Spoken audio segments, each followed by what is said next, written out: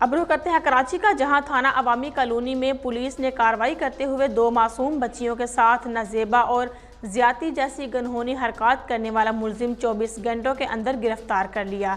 مزید اسی حوالے سے جانتے ہیں جاوید محمود سے۔ جی بالکل، تھانہ عوامی colony S H O sub inspector Jamal لغاری صاحب نے پولیس پارٹی کے ہمراہ کارروائی 2 معصوم بچیوں کے ساتھ نازیبہ اور زنا جیسی گنہونی حرکات کرنے والا ملزم 24 گھنٹوں کے اندر گرفتار کر لیا گیا ہے۔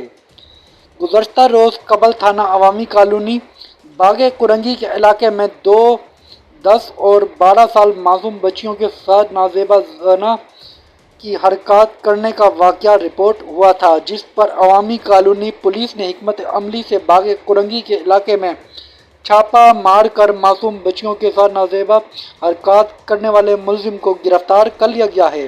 گرفتار ملزم کی شناخت صابر عرف کارٹون ولد نور عالم کے نام سے ہوئی۔